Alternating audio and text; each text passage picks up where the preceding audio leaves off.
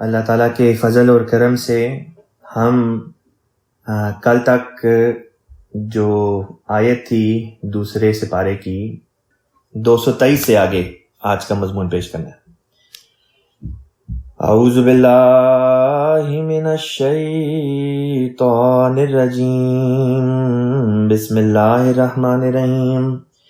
وَيَسْأَلُونَكَ عَنِ الْمَحِيضِ قُلْ هُوَ أَذًى فَاعْتَزِلُوا النِّسَاءَ فِي الْمَحِيضِ وَلَا تَقْرَبُوهُنَّ حَتَّى يَطْهُرْنَ فَإِذَا تَطَهَّرْنَ فَأْتُوهُنَّ مِنْ حَيْثُ أَمَرَكُمُ اللَّهُ إِنَّ اللَّهَ يُحِبُّ التَّوَّابِينَ وَيُحِبُّ الْمُتَطَهِّرِينَ۔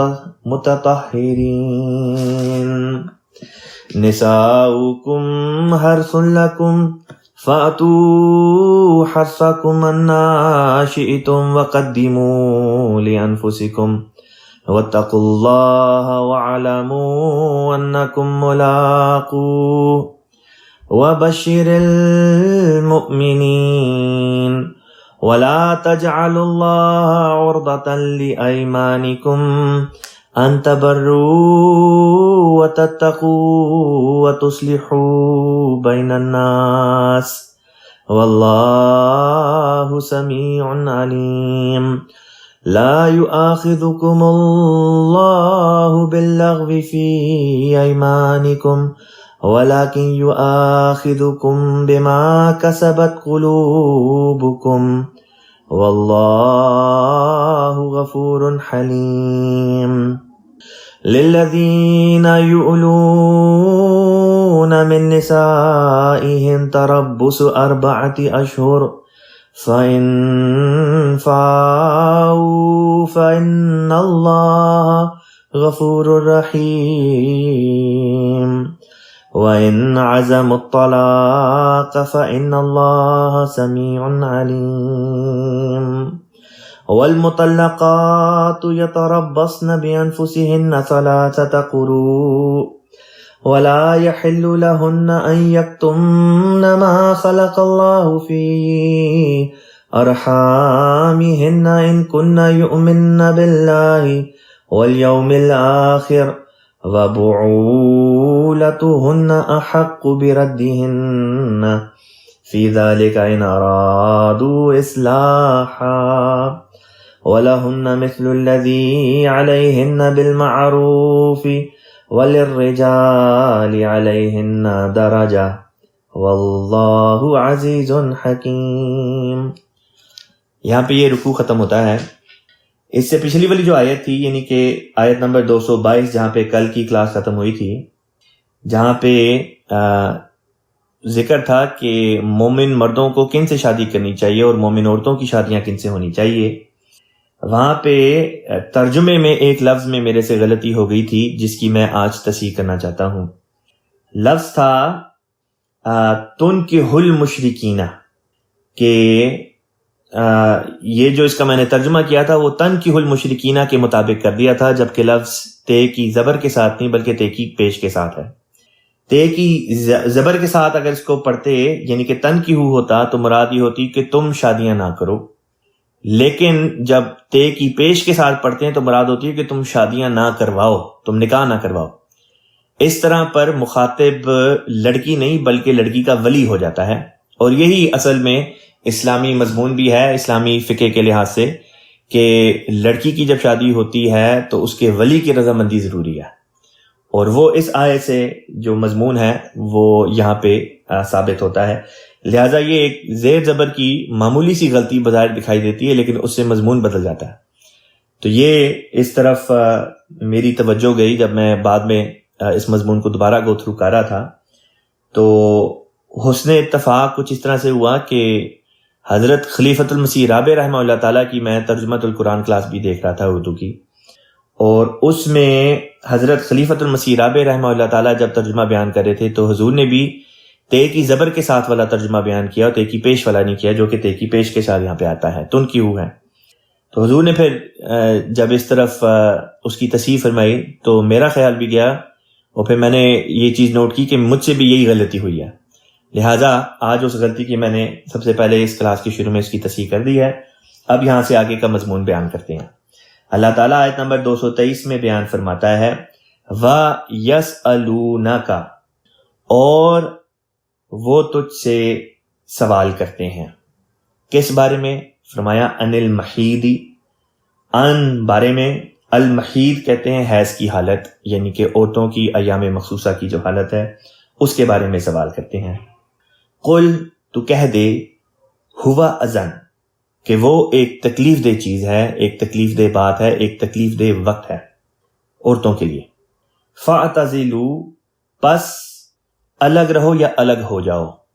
کن سے الگ ہو جاؤ؟ فرمایا النساء، عورتوں سے، یعنی کہ وہ عورتیں جو اپنے ایام مخصوصہ سے گزر رہی ہیں، اس حالت میں ان سے جو ازدواجی تعلقات ہیں ان کو قائم کرنے کی غرض سے ان کے قریب نہ جاؤ، ورنہ جہاں تک ان کے پاس رہنے یا ان کے ساتھ رہنے یا قریب رہنے سے مراد ہے کا جو تعلق ہے اس سے اللہ تعالیٰ نے منع نہیں کیا۔ خود رسول پاک صلی اللہ علیہ وسلم کے بارے میں آتا ہے کہ حضرت عائشہ رضی اللہ تعالیٰ عنہا جو ہیں وہ حالت حیض میں ہوتی تو رسول پاک صلی اللہ علیہ وسلم اپنا سر ان کی گود میں بھی رکھ دیتے، وہ آپ صلی اللہ علیہ وسلم کے بالوں میں کنگھی بھی کر دیتی۔ تو اس سے یہ مراد نہیں کہ انسان جو ہے خاوند جو ہے وہ بیوی کے قریب نہیں جا سکتا، مراد یہ کہ مخصوص جو تعلقات ہیں ان کے لیے نہیں جانا۔ ولا تقربوہن، یہ یہاں پہ وضاحت آ گئی، ولا تقربوہن، اور ان کے قریب نہیں جانا، حتی یطہرن، یہاں تک کہ یطہرن، وہ پاک ہو جائیں، وہ پاک و صاف ہو جائیں، یعنی کہ وہ اپنے ان ایام کی حالت سے باہر آ جائیں۔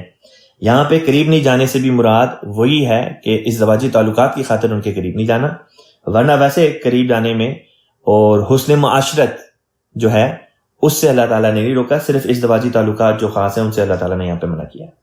پھر فرمایا فَإِذَا تَطَهَّرْنَ، پس جب وہ پاک و صاف ہو جائیں، فَأْتُوهُنَّ، پھر ان کے پاس آؤ، من حیث کا مطلب ہوتا ہے جہاں کہیں سے، امرکم اللہ، اللہ نے تمہیں حکم دیا ہے، مطلب یہ کہ پھر جس طریق سے اللہ نے تمہیں حکم دیا ہے ان طریقوں سے اپنی ازواج کے پاس آ سکتا ہے انسان۔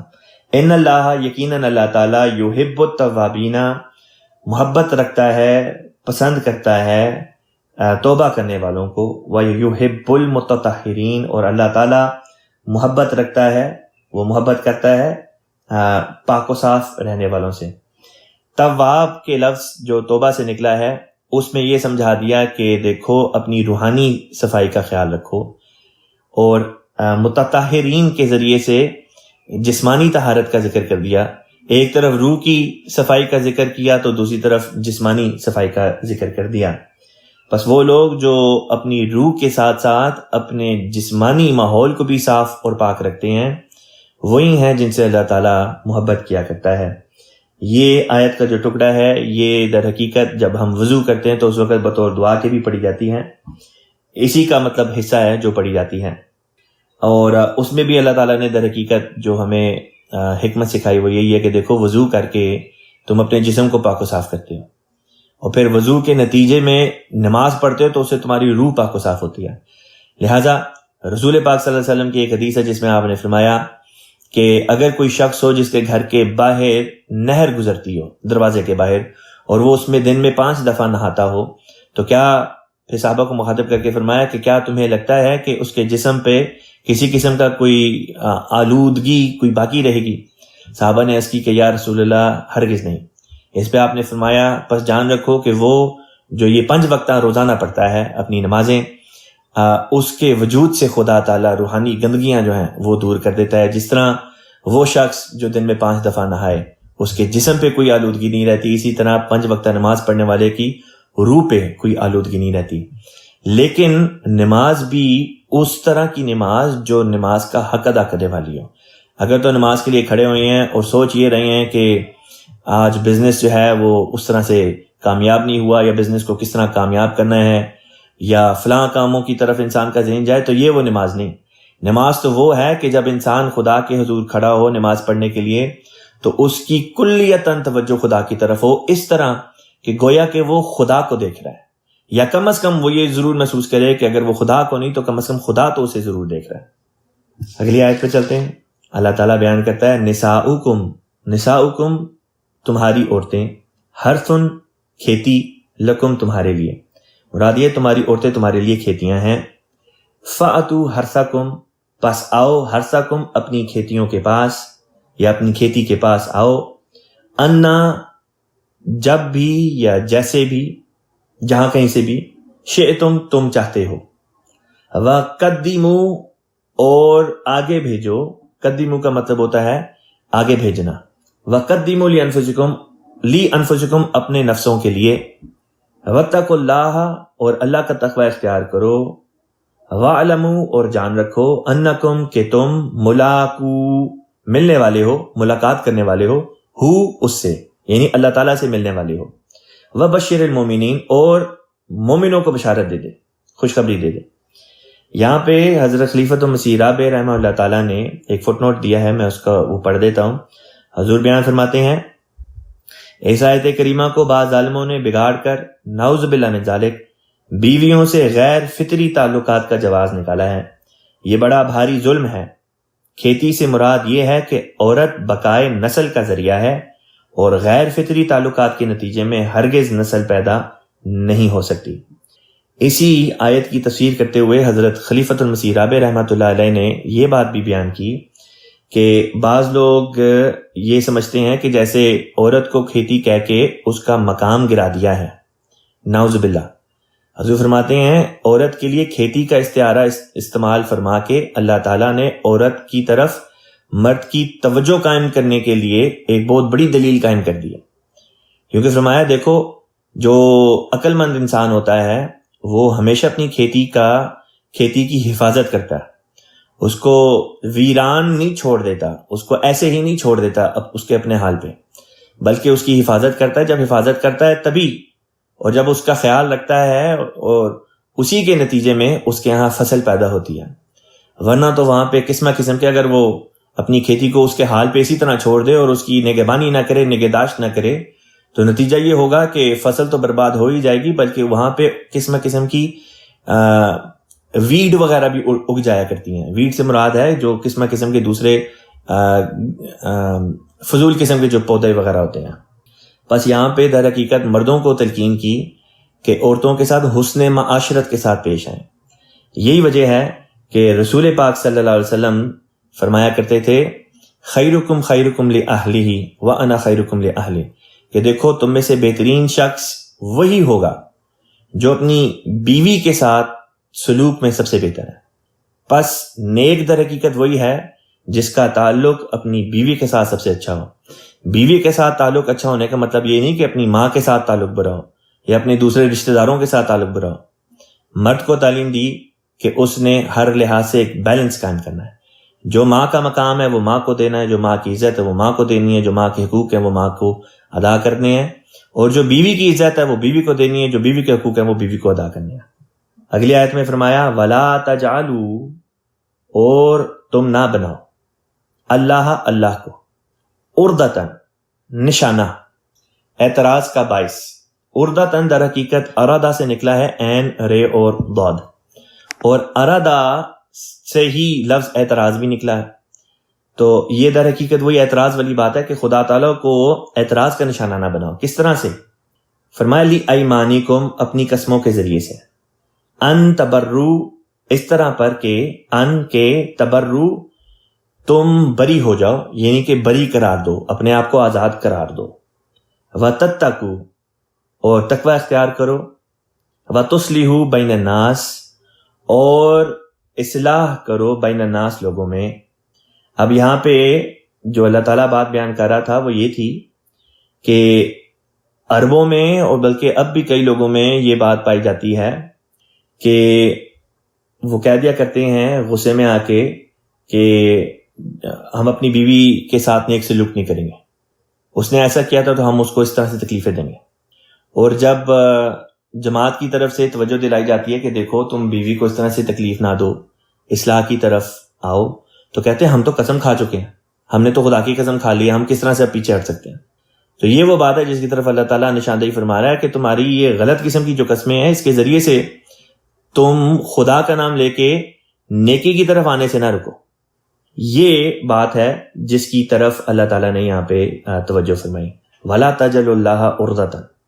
پھر فرمایا واللہ سمیع علیم، اور اللہ تعالیٰ سب کچھ سننے والا، سب کچھ دیکھنے والا ہے. علیم یعنی کہ بہت سننے والا اور دائمی علم رکھنے والا ہے.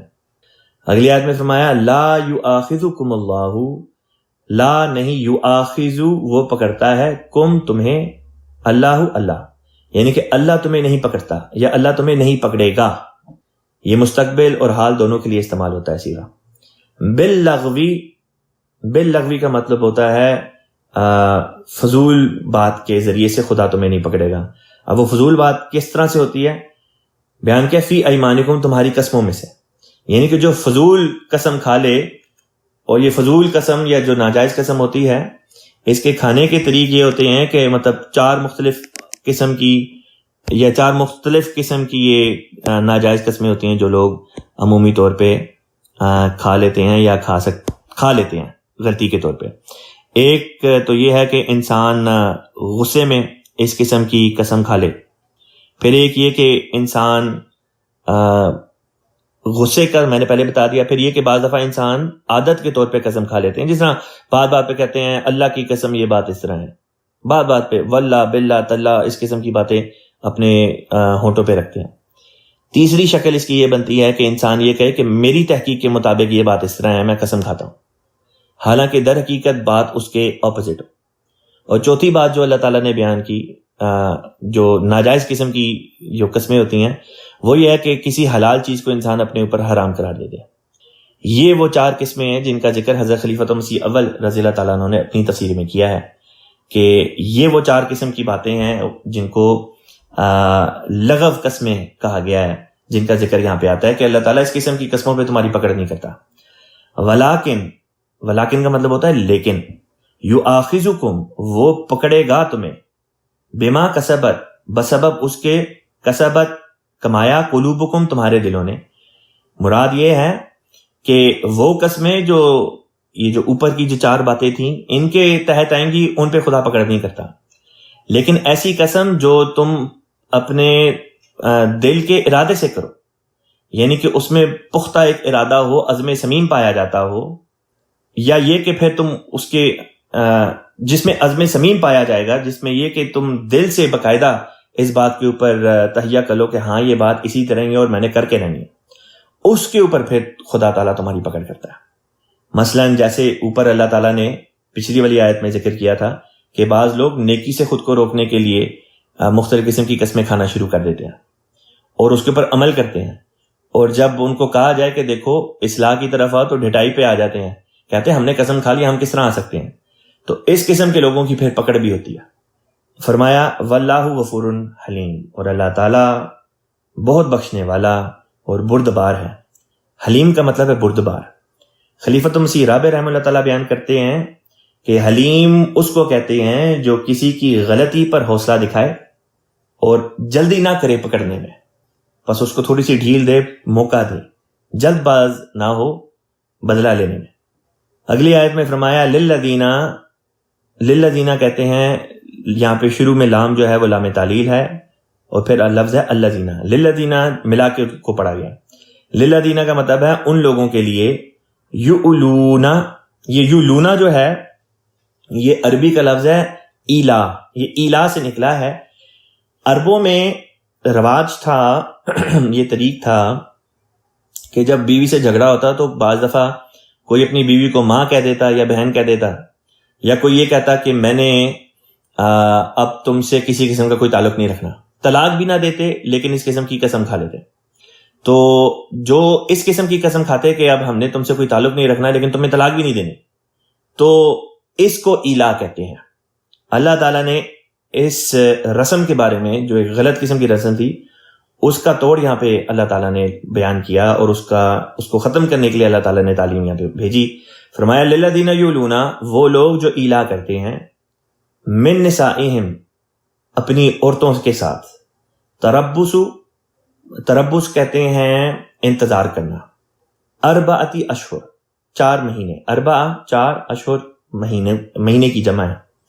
مراد یہ ہے کہ ان لوگوں کے لیے جو اپنی بیویوں سے تعلقات قائم نہ کرنے کی قسم کھاتے ہیں 4 مہینے تک انتظار کرنا جائز ہوگا۔ مراد یہ ہے کہ وہ لوگ جو اس قسم کی قسم کھاتے ہیں کہ اب ہم نے اپنی بیوی سے تعلقات قائم نہیں کرنے، اور نہ یہ کہ تعلقات قائم نہیں کرنے بلکہ یہ کہ ان کا خیال بھی نہیں رکھنا، ان کے نان و نفقے کا بھی ہم نے انتظام وغیرہ نہیں کرنا۔ فرمایا ایسے لوگ عورتوں کو اس طرح جیسے معلقہ ایک چیز ہوتی ہے ہوا میں لٹکی ہوئی، وہ اس طرح سے چھوڑ دیتے ہیں، نہ طلاق دے کے آزاد کرتے ہیں اور نہ ہی ان کے حقوق ادا کرتے ہیں۔ فرمایا 4 مہینے تک کی مدت ہے ان کے پاس، 4 مہینے میں اپنی اصلاح کر لیں اور یہ قسم واپس لے لیں، یعنی قسم توڑ دیں، ورنہ پھر جو نظام ہوگا پھر اس کے تحت فیصلہ کروایا جائے گا۔ فرمایا فَإِن فَاءُوا، پس اگر فَاءُوا وہ واپس آ جائیں، رجوع کر لیں۔ یہ فَاءُوا جو ہے یہ فَاء سے نکلا ہے، اور عربی میں فَاء کا مطلب ہوتا ہے کسی نیک بات کی طرف واپس آ جانا۔ فَإِن فَاءُوا، پس اگر وہ واپس آ جائیں، یعنی کہ میاں بیوی میں اگر جھگڑا ہوتا ہے تو ان کا واپس آنا ایک نیک امر شمار کیا گیا۔ اگر میاں بیوی میں صلح ہو جائے، اگر خامن نے کوئی غلط قسم کھائی ہے وہ اپنی قسم کو توڑ دیتا ہے، اس کے نتیجے میں واپس جب وہ آئیں گے تو اس کو اللہ تعالیٰ نے ایک نیکی قرار دیا ہے۔ دیکھیں یہ بھی کتنی بڑی بات ہے۔ فَإِن فَاءُوا، پس اگر وہ واپس آ جاتے ہیں، رجوع کرنا چاہتے ہیں، فَإِنَّ اللَّهَ غَفُورٌ رَحِيمٌ، تو یقیناً اللہ تعالیٰ غفور ہے، یعنی کہ بہت بخشنے والا، رحیم ہے، بار بار رحم کرنے والا۔ اب اس سے اگلی آیت پہ چلتے ہیں۔ اگلی آیت سے مضمون جو ہے وہ طلاق کا وہ شروع ہونے لگا ہے۔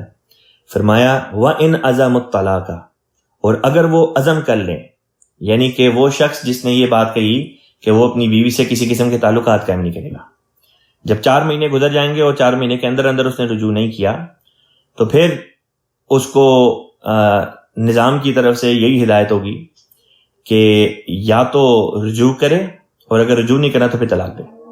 ایسا شخص جو رجوع 4 مہینے کے بعد بھی نہیں کرنا چاہتا پھر اس کو طلاق دینی پڑے گی۔ اس کے بارے میں فرمایا وَإِنْ عَزَمُوا الطَّلَاقَ، اور اگر وہ طلاق کا عزم کر لے، ارادہ کر لے، قطعی فیصلہ کر لے، فَإِنَّ اللَّهَ، پس یقیناً اللہ تعالیٰ ہے، سمیع علیم، بہت سننے والا اور بہت دیکھنے والا۔ یہاں پہ عزمو میں جمع کی صیغہ رکھا، یعنی کہ تمام معاشرہ یا وہ تمام مرد مراد ہیں اس قسم کے جو اس قسم کی باتیں کرتے ہیں۔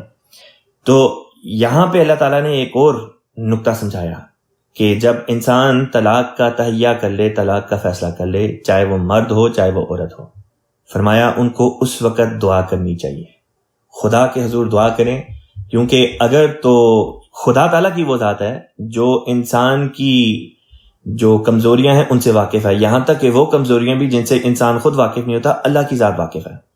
بس این ممکن ہے کہ انسان دعا کرے کہ اللہ تعالیٰ میری رہنمائی فرما، میری مدد فرما، تو اس وقت اللہ تعالیٰ اس کی اس طرح سے مدد فرمائے، اس طرح سے رہنمائی فرمائے کہ اس کے اوپر یہ بات منکشف ہو جائے کہ وہ غلط تھا اور وہ اصلاح کر لے، اور اس طرح پر رجوع کا جو ہے وہ ایک موقع مل جائے، یعنی کہ یہ شادی ختم نہ ہو، یہ رشتہ نہ ٹوٹے۔ یہ بھی ممکن ہے کہ اس کی دعا کے نتیجے میں بیوی جو ہے اس کی اصلاح ہو جائے، یا اگر کوئی غلط فہمی ہے تو وہ دور ہو جائے، جس کے نتیجے میں رجوع کا کوئی وہ نکل آئے، طریقہ بن جائے۔ بس بوقت علیحدگی اس قسم کی اللہ تعالیٰ نے دعا کی طرف توجہ دلائی کہ دیکھو یہ کوئی چھوٹی بات نہیں، بہت بڑی بات ہے۔ حدیث میں آتا ہے کہ ابغض الحلال عند اللہ الطلاق، کہ حلال چیزوں میں سے سب سے ناپسندیدہ چیز اللہ تعالیٰ کی نظر میں طلاق ہے۔ پھر قرآن پاک میں اللہ تعالیٰ نے سورہ بقرہ کے شروع میں فرمایا کہ دیکھو وہ چیزیں جن کو خدا نے جوڑا ہے ان کو لائٹلی نہ لیا کرو، ان کو ردی سمجھ کے نہ توڑ دیا کرو، پھینک نہ دیا کرو۔ یہ رشتے بھی تو اسی کیٹیگری میں آتے ہیں کہ جب انسان رشتوں میں بندھ جاتا ہے تو اس کے بعد پھر انسان کو ان رشتوں کو لائٹلی نہیں لینا چاہیے۔ شادی بیاہ کے رشتے ہیں یا جو دوسرے رشتے ان کے نتیجے میں قائم ہوتے ہیں۔ فرمایا اگلی آیت میں والمطلقات، اب ذکر آتا ہے ان عورتوں کا جن کو طلاق دے دی گئی ہے۔ آپ دیکھیں گے کہ کس طرح ہر آیت کا پچھلی آیت کے ساتھ ایک تعلق ہے، ایک ربط ہے۔ والمطلقات، اور وہ عورتیں جن کو طلاق دے دی گئی ہے، یعنی کہ مطلقہ عورتیں، یتربصن، وہ روکے رکھیں، جس طرح پیچھے آیا تھا نا تربص، پچھلی آیت 2 آیتوں پہلے ہی آیا تھا لفظ تربص کہ روکیں 4 مہینے، یعنی کہ انتظار کرنا 4 مہینے. اسی طریقے سے یہاں پہ فرمایا یتربصنا کہ وہ روکی رکھیں، یا یہ کہ وہ انتظار کرے بانفسہن اپنے نفوس کے بارے میں، یا یہ کہ اپنے نفوس کو روکے رکھیں، اپنے آپ کو روکے رکھیں، انتظار کریں. کتنا عرصہ انتظار کریں؟ یہ عدت کا اب ذکر چل رہا ہے کہ وہ عورتیں جن کو طلاق ہو جاتی ہے، جن کے خامند ان کو طلاق دے دیتے ہیں، ان کے لیے عدت کیا ہے؟ فرمایا ثلاثۃ قروء، 3 حیض کی مدت. ثلاثت کہتے ہیں 3 کو، قروء سے مراد مدت ہوتی ہے، لیکن مدت بھی خاص مدت. یہاں پہ 3 مہینے مراد ہے. بعض لوگ ہیں وہ کہتے ہیں کہ اس سے مراد عورت کے جو ایام مخصوصہ شروع ہوتے ہیں، 1 مہینے کے شروع ہونے سے لے کے دوسرے مہینے کے ایام مخصوصہ کے شروع ہونے تک کا وہ عرصہ مراد لیتے ہیں. بعض فقہا اس سے مراد لیتے ہیں کہ جب عورت کے ایام مخصوصہ ختم ہوتے ہیں جس دن، اس سے لے کے اگلے مہینے کے ایام مخصوصہ شروع ہونے تک. بہرحال حضرت خلیفۃ مسیح رابع رحمۃ اللہ علیہ بیان کرتے ہیں کہ اصل مقصود اس کا یہ ہے کہ چاند کی تاریخوں کے مطابق 3 مہینے. بس اس طرح پر یہ 3 مہینے بنتے ہیں. فرمایا وہ عورتیں جن کو طلاق دے دی جائیں وہ اپنے آپ کو روکی رکھیں، یعنی کہ وہ عدت میں ہیں. ثلاثۃ قروء حیض کی 3 حیض کی مدت، یعنی کہ 3 ماہ تک. اس میں جو یہ بات بیان کی کہ وہ روکے رکھیں، اس روکے رکھنے سے کیا مراد ہے؟ اس روکے رکھنے سے مراد یہ ہے کہ جن کو طلاق ہو جائے ان کی پھر یہ عدت چل رہی ہے، اس دوران میں وہ کسی اور سے شادی نہیں کر سکتی، نہ وہ کسی اور سے شادی کر سکتی ہیں، نہ وہ کسی اور سے کسی قسم کا کوئی تعلق وغیرہ جو ہے وہ قائم کر سکتی ہیں. ولا یحلو، اور نہیں ہے جائز، ولا اور نہیں، یحلو حلال ہے یا یہ کہ جائز ہے. سو ولا یحلو کا مطلب ہوگا کہ جائز نہیں ہے یا یہ کہ حلال نہیں ہے. لہن، ان عورتوں کے لیے، ان یکتمنا، ان کے یکتمنا وہ چھپائیں، ما خلق اللہ، ما جو خلق اللہ اللہ نے تخلیق کیا، یعنی کہ اللہ نے پیدا کیا، فی ارامیہن ان کی رحموں میں. یہاں پہ اللہ تعالیٰ نے پہلے اسی آیت کا یہ اگلا ٹکڑا بھی پڑھ دیتا ہوں، پھر اس میں بیان کردہ تفسیر بیان کر دوں گا. ان کنہ اگر وہ ہیں، ان کنہ اگر وہ ہیں، یؤمنہ ایمان لانے والی، باللہ اللہ پر، والیوم الآخری اور آخرت پر. یہاں پہ اللہ تعالیٰ نے یہ بات بیان کی کہ وہ عورتیں جن کو طلاق ہو جاتی ہے، اب وہ عدت میں ہیں، 3 مہینے کی ان کی عدت ہے، اور اس دوران میں وہ کہیں شادی بھی نہیں کر سکتی، کہ کسی کے ساتھ ان کا تعلق اس طرح سے قائم نہیں ہو سکتا. پھر فرمایا کہ اگر وہ حاملہ ہیں، حمل سے ہیں، تو لازم ہے کہ وہ اپنے حمل کی اس بات کو چھپائے نہ رکھیں، بلکہ اپنے خامدوں کو بتا دیں جنہوں نے ان کو طلاق دی ہے. اور اس کی وجہ یہ ہے کہ جو حاملہ عورت ہوتی ہے اگر اسے طلاق ہوئی ہے تو پھر اس کی مدت 3 مہینے والی نہیں رہتی. اس کی مدت پھر وہ ہو جائے گی کہ جب تک وہ اولاد کو پیدا نہ کر دے، بچے کی پیدائش جب تک نہ ہو جائے. اور یہ اس لیے اللہ تعالیٰ نے بات رکھی کہ عین ممکن ہے کہ اس کے نتیجے میں مرد و عورت میں دوبارہ سے رجوع ہو جائے اور صلح ہو جائے. ہر ممکنہ کوشش اللہ تعالیٰ کا دین جو ہے دین اسلام، اس میں اس بات پر رکھی گئی کہ کسی طریقے سے صلح ہو جائے، کسی طریقے سے صلح ہو جائے، کسی طرح سے یہ مان جائے. اور جب ہر طرح سے صلح کا کوئی ذریعہ ممکن نہ ہو تب پھر طلاق کی طرف انسان کو جانا چاہیے. لہٰذا یہاں پہ جو یہ بات بیان کی کہ جو حاملہ ہے اس کو چاہیے کہ اپنے حمل کے بارے میں نہ چھپائے بلکہ خامد کو بتا دے، کیونکہ عین ممکن ہے کہ خامد کہے کہ ٹھیک ہے مجھے بیوی سے بعض باتوں میں اختلاف صحیح، لیکن میں بچے کی خاطر قربانی کر کے گھر بسا لیتا ہوں، اور اس طرح پر وہ گھر جو ہے وہ رشتہ جو ہے وہ بس جائے. بعض دفعہ یہ بھی انفارچونیٹ بات ہے، لیکن بعض دفعہ یہ بھی دیکھنے میں آتی ہے کہ بعض لڑکیاں ہوتی ہیں ان کی شادیاں جو ہیں وہ کسی وجہ سے نہیں چلتی، اور خاوند طلاق دے دیتا ہے یا یہ خلا لے لیتی ہیں، اور پتہ چلتا ہے کہ حمل سے ہیں. اور اللہ تعالیٰ یہاں پہ فرماتا ہے کہ جائز نہیں ہے یہ بات ان کے لیے حلال نہیں کہ وہ چھپائیں اس بات کو، لیکن ایسی لڑکیاں یا ان کے گھر والے اس بات کو اس کے خاوند سے چھپاتے ہیں، اور غرض یہ ہوتی ہے کہ اس کو چھپائیں گے تاکہ اگر ہو سکے تو ابورشن کروا دے، تاکہ لڑکی کا آگے کہیں اگر رشتہ ہو تو کسی قسم کی کوئی مسئلہ نہ اٹھے۔ حالانکہ اس آیت میں دیکھیں کتنے واضح طور پہ اللہ تعالیٰ نے بیان کر دیا کہ اگر لڑکی اپنے پہلے شوہر کے ساتھ تعلق کے نتیجے میں اگر حمل سے ہے تو وہ بوقت طلاق اس چیز کو چھپا نہیں سکتی۔ اگر اس کو طلاق ہو گئی ہے اور عدت کا عرصہ چل رہا ہے تو اور اس میں اسے پتہ چلا ہے تو لازمی یہ ہو کہ وہ اسے بتائے تاکہ رجوع ہو سکے۔ لیکن بعض ایسے بدبخت بھی ہوتے ہیں جو قرآن کے واضح احکام کے خلاف عمل کرتے ہیں اور سوچتے ہیں کہ جیسے انہوں نے کوئی بہت بڑا مارکا مارا یا کوئی حکمت کا کام کیا، حالانکہ حکمت کا نہیں، زحمت کا کام کیا۔ دیکھیں اللہ تعالیٰ بیان کرتا ہے ایسی عورتیں، ان پہ جائز نہیں کہ وہ یہ چھپائیں۔ کن پہ جائز نہیں؟ وہ عورتیں جو خدا پر اور یوم آخرت پر ایمان لاتی ہیں۔ اللہ پر اور یوم آخرت پر ایمان لانے، یہ جو فکرہ ہے یہ یہاں پہ اللہ تعالیٰ اس لیے لے کر آیا ہے تاکہ یہ ہمیں بتائے کہ یہ ایک ایسی بات ہے جس کے بارے میں قیامت کے روز اللہ تعالیٰ پوچھے گا ایسی عورتوں سے کہ بتاؤ تم نے کیوں چھپایا؟ جب میں نے منع کیا تھا، میں نے اپنے قرآن میں اپنے کلام میں یہ بات نازل کی تھی کہ تمہارے لیے جائز نہیں، تم نے پھر بھی یہ حرکت کی۔ بس بہت بڑی تنبیہ ہے، بہت بڑی وارننگ ہے ان گھرانوں کے لیے جو زیادتی کرتے ہیں، میاں بیوی کے درمیان آتے ہیں اور جب ان کے درمیان میں صلح کی کوشش کرانے کی کوئی طرح ڈالی جائے تو اس میں بھی روکے ڈالتے ہیں۔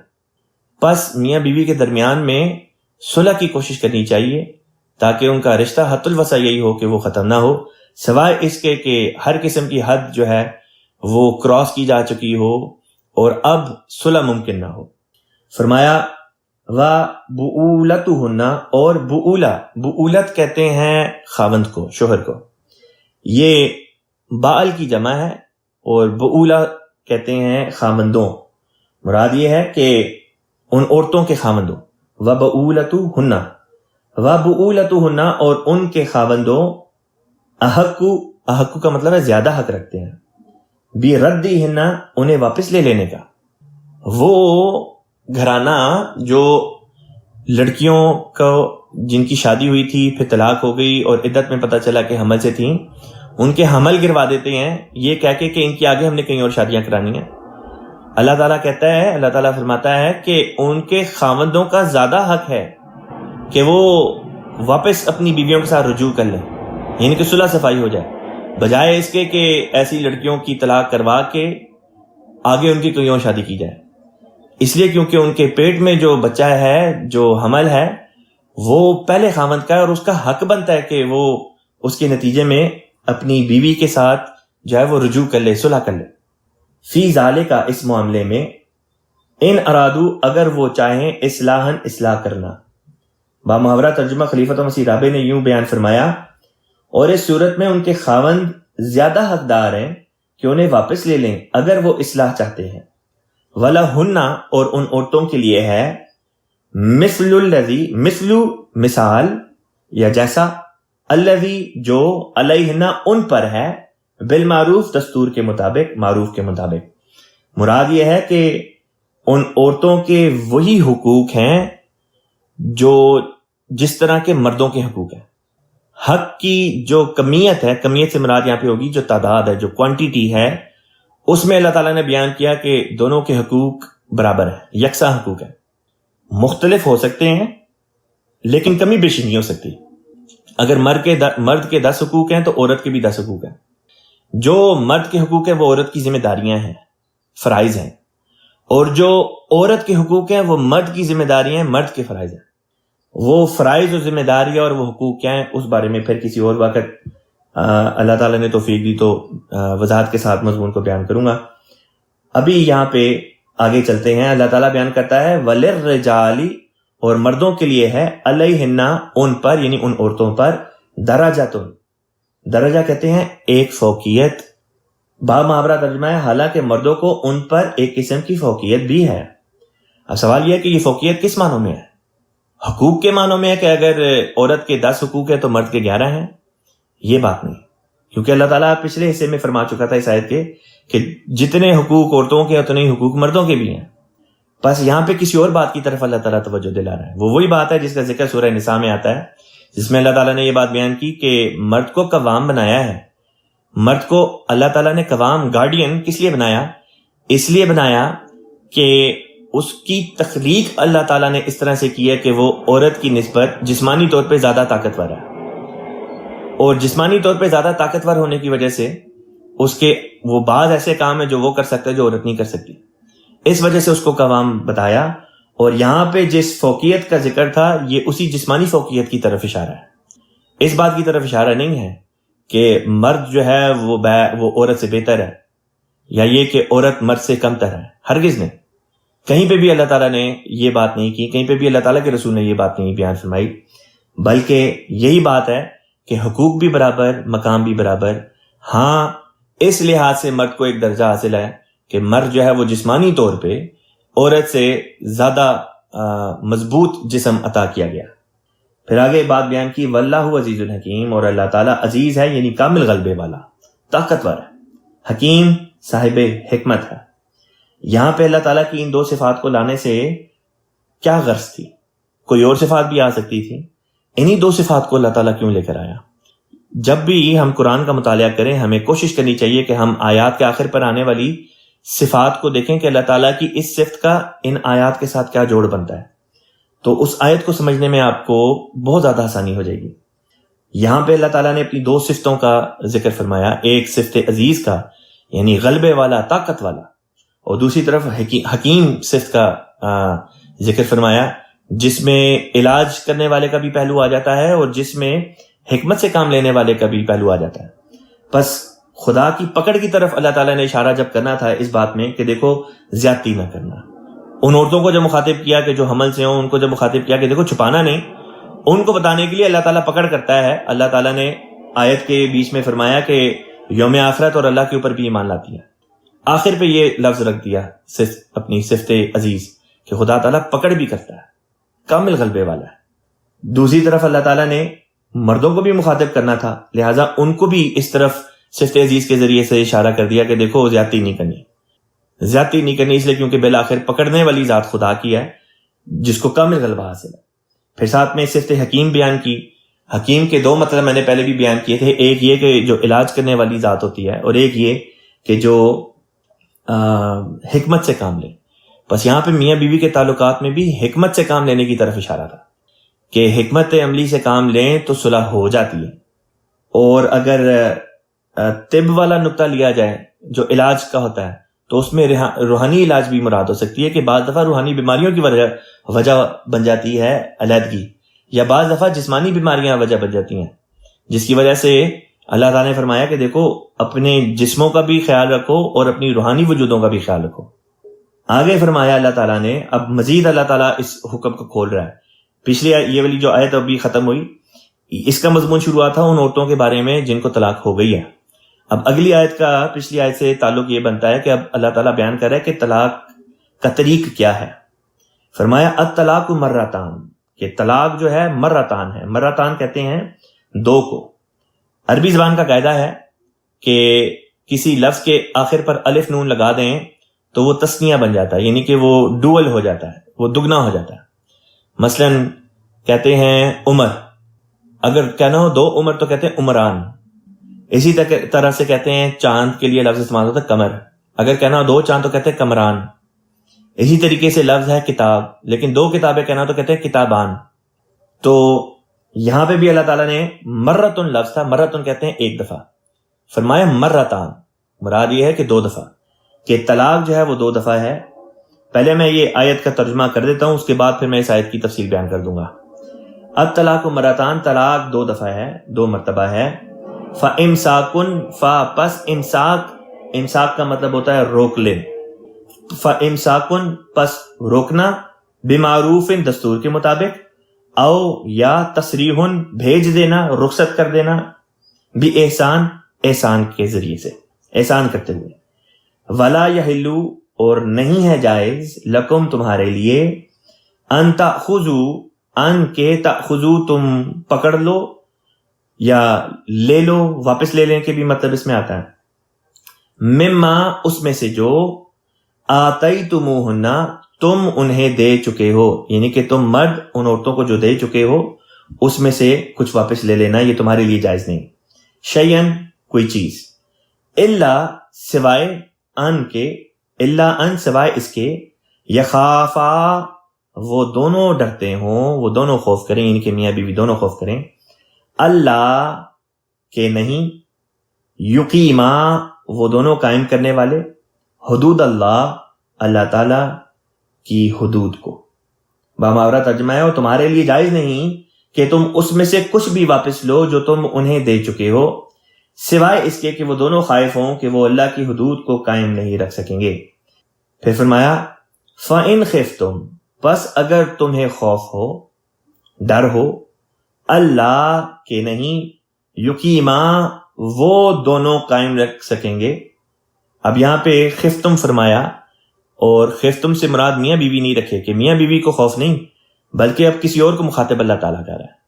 مراد یہ کہ اب اللہ تعالیٰ یا تو معاشرے کو مخاطب کر کے بیان کر رہا ہے، یا طلاق کے وقت جو ایک طریق ہوتا ہے کہ دونوں فیملیوں کی طرف سے، مرد کی طرف سے بھی عورت کی طرف سے بھی حکمین آتے ہیں، یعنی کہ آربیٹریٹر آتے ہیں، ایک مرد کی طرف سے آ جاتا ہے فیملی سے، ایک عورت کی طرف سے آ جاتا ہے، تو یا وہ مراد ہوں گے، یا پھر جو قاضی ہیں دارالقضاء وہ مراد لی جائے گی۔ یہ تین اس میں مراد ہو سکتے ہیں، یا معاشرہ، یا حکمین، یا دارالقضاء۔ فرمایا فَإِنْ خِفْتُمْ، پس اگر تمہیں خوف ہو، اللہ کہ نہیں، یقیما حدود اللہ کہ وہ دونوں اللہ کی حدود کو قائم کرنے والے ہوں گے۔ اگر تمہیں خوف ہو کہ وہ دونوں اللہ کی حدود کو قائم نہیں کریں گے، پھر کیا ہے؟ فلا جناح علیہما، پس نہیں ہے گناہ ان دونوں پر، فی مفتدت بھی، فیما اس میں افتدت بھی کا مطلب ہوتا ہے جو چھوڑ دیا اس نے، یعنی کہ جو اس عورت نے چھوڑ دیا۔ بامحاورہ ترجمہ خلیفۃ مسیح رابع نے رحمۃ اللہ علیہ نے یوں بیان فرمایا، آپ کہتے ہیں اگر تم خوف محسوس کرو کہ وہ دونوں اللہ کی مقررہ حدود کو قائم نہ رکھ سکیں گے تو ان دونوں پر کوئی گناہ نہیں اس مال کے بارے میں جو عورت قضیہ نپٹانے کی خاطر مرد کے حق میں چھوڑ دے۔ ومن یتعدی، ومن اور جو یتعدی کہتے ہیں تجاوز کرے، یعنی کہ آگے نکل جائے، حدود اللہ کی حدود سے، فاولئک، پس وہی ہے، ہم وہ، الظالمون ظلم کرنے والے لوگ۔ یہ اللہ کی حدود، یہ اللہ کی قائم کردہ حدود ہیں، پس ان سے تجاوز نہ کرو۔ تلک حدود اللہ، یہ اللہ تعالیٰ کی حدود ہیں، فلا تعتدوها، پس ان سے تجاوز نہ کرو۔ یہ اللہ کی قائم کردہ حدود ہیں، پس ان سے تجاوز نہ کرو، اور جو کوئی اللہ کی حدود سے تجاوز کرے پس یہی لوگ ہیں جو ظالم ہیں۔ یہ آیت جو ہے یہ ایک بڑی جامع آیت ہے جس میں اللہ تعالیٰ نے جو طلاق کا طریق تھا وہ بیان کر دیا۔ چونکہ کئی دفعہ لوگ میرے سے اس بارے میں سوالات وغیرہ پوچھتے رہتے ہیں، اس لیے میں اس موقع سے فائدہ اٹھا کے یہاں پہ اس طلاق کے مضمون کو کسی حد تک کچھ ڈیٹیل میں بیان کرنا چاہوں گا۔ اس ڈیٹیل کو بیان کرنے کے بعد، چونکہ اسی آیت سے رکوع شروع ہے، پھر اس رکوع کی تلاوت بھی کر دوں گا اور باقی کا حصہ اس کے بعد پیش کروں گا۔ اللہ تعالیٰ نے بیان کیا کہ دیکھو طلاق تو 2 مرتبہ ہے، اور تیسری دفعہ پہ پھر جدائی ہے، یعنی کہ 3 دفعہ جب طلاق ہو جائے تو پھر جدائی ہے۔ غیر احمدیوں کے ہاں، غیر احمدی مسلمانوں کے ہاں اس قسم کے بعض لوگوں میں یہ باتیں پائی جاتی ہیں کہ ایک ہی گیدرنگ میں، ایک ہی دفعہ، ایک ہی سیٹنگ میں وہ 3 طلاقیں دے دیتے ہیں اور کہتے ہیں یہ 3 طلاقیں ہو گئی لہٰذا بلغ کی ہے۔ حالانکہ یہ بات درست نہیں۔ خود رسول پاک صلی اللہ علیہ وسلم کے زمانے میں کسی صحابی نے ایک ہی دفعہ میں 3 طلاقیں دیں تو آپ صلی اللہ علیہ وسلم نے فرمایا کہ کیا خدا کے کلام کے ساتھ اس طرح سے اب مذاق کیا جائے گا جبکہ میں تم لوگوں میں موجود ہوں؟ پس پتہ چلا کہ طلاق، بے شک بندہ منہ سے یہی کہہ دے کہ 1000 دفعہ طلاق دے دی، وہ طلاق ایک ہی شمار ہوتی ہے۔ تو جب بندہ ایک دفعہ طلاق دے دیتا ہے تو وہ طلاق ہے، اس کے بعد 3 مہینے کا عدت کا عرصہ ہوتا ہے۔ اب اگر 3 مہینے کے اندر ابھی عدت پوری نہیں ہوئی، بندہ اور عورت جو ہیں ان کو احساس ہو جاتا ہے ان سے غلطی ہوئی یا جو بھی ہے غلط فہمی دور ہوئی، اور وہ کہتے ہیں چلو ہم واپس ایک دوسرے کے ساتھ رجوع کر لیتے ہیں۔ رجوع سے مراد یہ کہ وہ واپس بطور میاں اور بیوی رہنے لگ جائیں، تو ان کو اجازت ہے رجوع کی بغیر کسی بات کے، مطلب بغیر کسی نئے نکاح کے۔ اس قسم کی طلاق کو طلاق رجعی کہتے ہیں، جس میں رجوع کا پہلو قائم رہتا ہے۔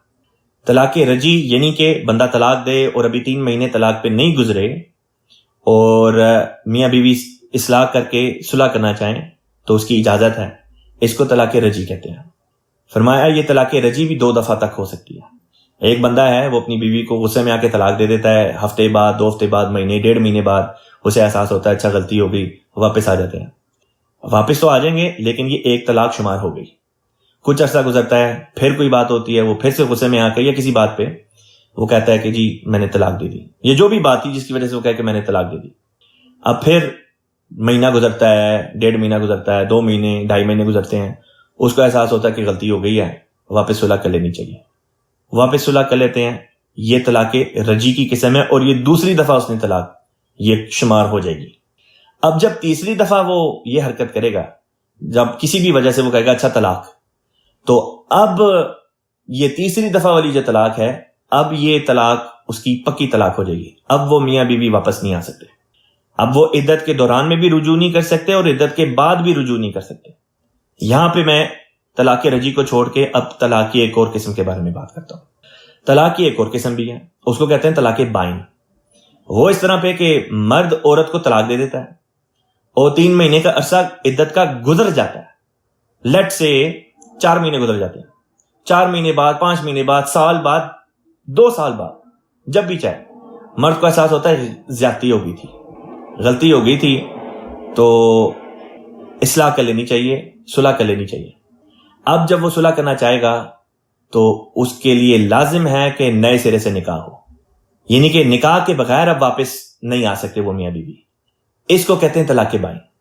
یہ بھی 2 دفعہ تک ہو سکتی ہے۔ مثلا یہ کہ بندے نے پہلی دفعہ طلاق دی، 3 مہینے کا عرصہ گزر گیا، اس کے بعد صلح کی طرف مائل ہوئے وہ دونوں میاں بیوی، تو اب جب واپس آنا چاہیں گے تو اسی طرح واپس نہیں آ جائیں گے جس طرح طلاق رجی میں تھا، بلکہ عدت گزرنے کے بعد اگر واپس آئیں گے تو پھر ان کو نئے سرے سے اپنا نکاح پڑھوانا پڑے گا۔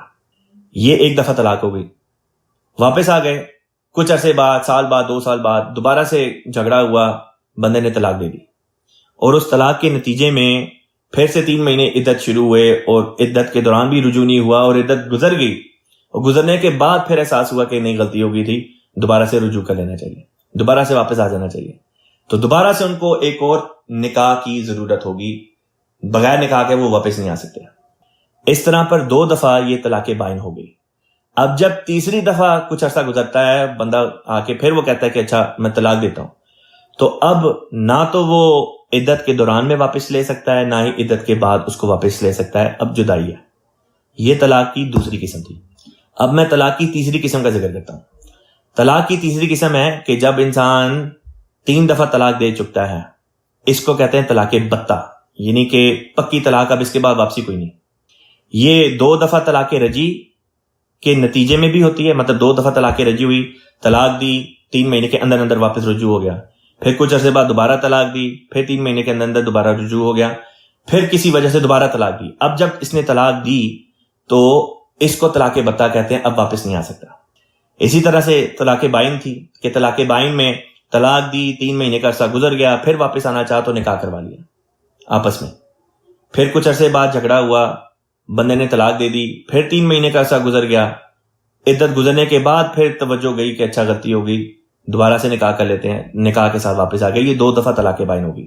اب تیسری دفعہ جب طلاق دی تو نہ عدت میں رجوع ہو سکتا ہے، نہ ہی عدت کے بعد رجوع ہو سکتا ہے نئے نکاح کے ساتھ۔ اس کا نام ہے طلاق بائن، پکی طلاق، پختہ طلاق، جس کے بعد اب واپسی کا راستہ ختم۔ اب اس چیز کو ذہن میں رکھنے کے بعد اگلی بات جو ہے وہ اگلی آیت میں اللہ تعالیٰ بیان کرے گا۔ اللہ تعالیٰ بیان کرتا ہے فَإِن طَلَّقَهَا، پس اگر طلقہ اس نے طلاق دی، یعنی مرد نے طلاق دی، ہاں اس عورت کو، فلا تحلو، فلا پس نہیں، تحلو اس کے لیے، یعنی اس پس نہیں ہے جائز، لہو اس مرد کے لیے، من بعد وہ عورت اس مرد کے لیے جائز نہیں ہے۔ یعنی کہ اب ذکر ہو رہا ہے تیسری دفعہ کی طلاق کا، کہ 2 دفعہ یا طلاق رجی کی صورت میں یا 2 دفعہ طلاق بائن کی صورت میں طلاق ہو چکی تھی، پھر جب تیسری دفعہ طلاق دی تو اس کے بعد کا مضمون بیان ہو رہا ہے۔ فرمایا فَإِن طَلَّقَهَا، پس جب تیسری دفعہ اس مرد نے طلاق دے دی تھی، فلا تحلو تو نہیں ہے جائز یا حلال، لہو اس مرد کے لیے وہ عورت، من بعد بعد اس کے، حتیٰ یہاں تک کہ یعنی بعد طلاق کے وہ عورت بندے کے لیے جائز نہیں رہی. حتیٰ تنکحہ زوجن غیرہ، حتیٰ یہاں تک کہ تنکحہ کا مطلب ہوتا ہے وہ عورت شادی کرے، نکاح کرے. زوجن کا مطلب ہوتا ہے اسپاؤس، انگریزی میں ہم اس کا ترجمہ کریں گے. ویسے عربی زبان میں اس کا مطلب ہوتا ہے جیون ساتھی، یا ساتھی بھی اس سے مراد لیا جاتا ہے. خالی بیوی مراد نہیں لی جاتی، بلکہ یہ بیوی اور مرد دونوں کے لیے یہ لفظ استعمال ہوتا ہے زوج کا. فرمایا تنکحہ زوجن غیرہ، تنکحہ وہ نکاح کرے، زوجن ساتھی، غیرہ پہلے والے سے الگ، یعنی پہلے والے سے مختلف. مراد یہ ہے کہ کسی اور شخص کے ساتھ اب وہ نکاح کرے.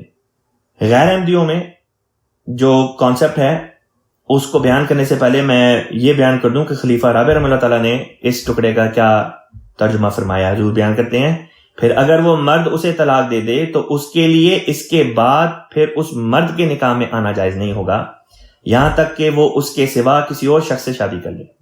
غیر احمدیوں میں ایک کانسیپٹ پایا جاتا ہے، اس کو حلالہ کہتے ہیں.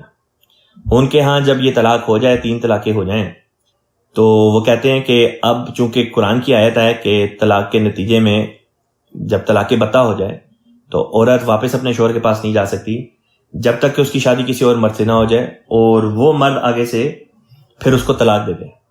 تو یہ اس قسم کی حرکتیں غیر احمدیوں میں پائی جاتی ہیں. کئی مسلکوں میں کہتے ہیں کہ اگر طلاق ہو گئی تھی تو کوئی بات نہیں، کسی اور شخص سے اس کا نکاح پڑھا دیں. اور کئی کیسز میں خود مولوی حضرات ہوتے ہیں جو کہتے ہیں ہمارے سے نکاح کرا دو، ہم 1 دن کے بعد طلاق جو ہے وہ دے دیں گے. اور ایسا بھی ہوا ہے کہ بعض کیسز میں بندوں نے جنہوں نے اپنی بیویوں کو غصے میں طلاق دے دی تھی 3 دفعہ، تو اس کے بعد مولوی سے نکاح پڑھوا دیا، اور جب مولوی سے نکاح پڑھا دیا تو مولوی نے اس کے بعد طلاق دینے سے انکار کر دیا کہ اب تو میرا نکاح ہو گیا، میں کیوں طلاق دوں، بھاگ جاؤ یہاں سے. تو یہ جب انسان اس قسم کی حرکتیں کرتا ہے تو پھر شیطان اس کو جہالت اور ظلم کی طرف لے کے جاتا ہے. حضرت عمر رضی اللہ تعالیٰ عنہ نے اس رسم کو جو حلالہ کے نام سے جانی جاتی ہے دوسرے مسلمانوں میں، اس کو زنا کا مترادف قرار دیا کہ اس طرح پر انسان عورت کو زنا کرنے پر مجبور کر رہا ہوتا ہے. اسلام میں حلالے کی رسم جو ہے یہ قطعاً حرام ہے، اور یہ ایک حرام کام ہے جو دوسرے مسلمان کرتے ہیں، اس لیے کیونکہ جہالت کے نتیجے میں ان سے یہ تمام کام جو ہیں یہ مولوی کرواتا ہے. یہاں پہ ایک یہ بات بھی بیان کرنی ضروری ہے کہ اسلام میں جماعت میں جو ملک میں ملکی قوانین کے مطابق جو کورٹ میرج ہوتی ہے جس کو سول میرج کہتے ہیں، جب کسی کی سول میرج ہوتی ہے تو اسلام میں وہ شادی تصور کی جاتی ہے. برکت کے لیے ساتھ میں نکاح ہوتا ہے کیونکہ یہ رسول پاک صلی اللہ علیہ وسلم کی سنت ہے. ورنہ اگر کوئی احمدی ہے، وہ کسی ایسے ملک میں رہتا ہے کہ جہاں پہ اور کوئی احمدی نہیں ہے جو اس کا نکاح پڑھا سکے، اور وہ خود بھی اپنا نکاح نہیں پڑھانا جانتا، اس کیس میں یہ ہوتا ہے کہ وہ اگر اس کی کورٹ میرج ہو جاتی ہے تو وہی اس کی شادی تصور ہوگی. جس طرح سے مثلا اگر لوگ ہیں جنہوں نے اسلام قبول نہیں کیا ہوا اور انہوں نے صرف کورٹ میرج کی ہوئی ہے، اور وہ بطور ہسبینڈ اینڈ وائف میاں بیوی کے طور پہ رہ رہے ہیں اور ان کی آگے سے اولاد بھی ہے، اور جب وہ اسلام قبول کرتے ہیں تو ان کو اب نئے سرے سے شادی کی ضرورت نہیں، ان کو نکاح کرانے کی ضرورت نہیں، اس لیے کیونکہ جو ان کی کورٹ میرج تھی وہی یہاں پہ بطور ان کے نکاح کے متبادل تصور کی جائے گی. اس سے یہ مطلب نہیں لینا چاہیے کہ احمدی جو ہیں وہ خود اپنا نکاح پڑھانا شروع کر دیں، یا یہ کہ اپنی مرضی سے جا کے کورٹ میرج کر لیں اور ایک دوسرے کے ساتھ رہنا شروع کر دیں اور کہیں کہ شادی ہو گئی ہے. یہ بات غلط ہے. نظام ہے، نظام کے تحت چلنا چاہیے. دوسری بات جو تھی جو میں بیان کرنا چاہتا ہوں بہت ضروری ہے، وہ یہ ہے کہ بعض دفعہ بعض لوگوں کے ذہن میں یہ آتا ہے، اور اس قسم کے کیسز سامنے آتے رہتے ہیں. بعض دفعہ بعض لوگ یہ کہتے ہیں کہ بیوی کو کسی وجہ سے حکومتی جو ریکارڈ ہے اس میں طلاق دے دیتے ہیں، اور ویسے اسے کہتے ہیں کہ صرف حکومت کے کاغذات میں تمہیں طلاق دے رہے ہیں، ویسے تمہیں میں نے کوئی طلاق نہیں دی، اور اس طرح پر جو ازدواجی تعلقات ہیں ان کو قائم رکھتے ہیں. یہ غلط بات ہے. اگر انسان جماعتی طور پہ طلاق دے دیتا ہے اور باہر حکومت میں اس نے رجسٹر نہیں کرائی تب بھی طلاق واقع ہو جاتی ہے، اور اگر اس نے باہر حکومتی لحاظ سے طلاق کر دیا ہے، ڈیورس کر دیا ہے کورٹ کے پیپرز میں، لیکن اسلامی طریق پر اس نے ابھی تک طلاق نہیں دی، تو اس کی کورٹ میں ڈیورس جو ہے وہی اسلامی ڈیورس کی متبادل سمجھی جاتی ہے. بس وہ لوگ جو اپنی طرف سے نظام کو دھوکہ دینے کی کوشش کرتے ہیں وہ در حقیقت اپنی طرف سے خدا کو دھوکہ دینے کی کوشش کر رہے ہوتے ہیں. ایک انسان جماعت سے یا نظام سے تو چیز چھپا سکتا ہے یا حکومت سے تو چیز چھپا سکتا ہے, خدا سے تو نہیں چھپا سکتا. بس ایسے لوگوں کو خدا کا خوف کرنا چاہیے کیونکہ وہ خدا تعالیٰ کی تعلیم کے مخالف کام کر رہے ہیں, اور جو خدا کی تعلیم کے مخالف کام کرتا ہے جلد یا بدیر بہرحال اس کی آزمائش ہوتی ہے اور وہ پکڑا جاتا ہے, اور جب پکڑا جاتا ہے تو پھر خدا تعالیٰ بے نہیں کرتا ایسے شخص کی. آیت کے اگلے حصے میں اللہ تعالیٰ نے بیان کیا فَإِن طَلَّقَهَا, پس اگر وہ اسے طلاق دے دے, یعنی وہ مرد اس عورت کو طلاق دے دے, فَلَا جُنَاحَ عَلَيْهِمَا, تو فلا تو نہیں, جناح کوئی گناہ, علیہما ان دونوں پر, ان یتراجعا کہ وہ دونوں واپس آ جائیں. مراد یہ ہے کہ جب اس عورت کو اس کے پہلے شوہر نے تیسری طلاق دے دی تھی, پھر اس عورت کا عدت گزارنے کے بعد کہیں اور نکاح ہو گیا, شادی ہو گئی, وہ بھی نہیں چلی, وہاں پہ بھی خاوند نے کسی وجہ سے اس کو طلاق دے دی, تبھی وجوہات کی بنا پہ, یہ نہیں کہ خاوند دوسرے خاوند نے اس وجہ سے طلاق دے دی کہ یہ عورت واپس پہلے خاوند کے پاس چلا جائے, یہ تو ورنہ حلالہ ہو جائے گا. بس مراد یہ تھی کہ دوسری شادی بھی جو ہے وہ کسی وجہ سے نہیں نبھ سکی اور اس کے نتیجے میں طلاق ہوئی. پھر اگر یہ عورت اپنے سابقہ شوہر کے پاس واپس جانا چاہے اور سابقہ شوہر جو ہے وہ اس سے دوبارہ نکاح کرنا چاہے تو اس بارے میں فرمایا اب ان پر کوئی گناہ نہیں. ان ظنا, اگر وہ سوچیں, ان یقیما حدود اللہ, کہ وہ خدا کی حدود کو قائم کرنے والے ہوں گے.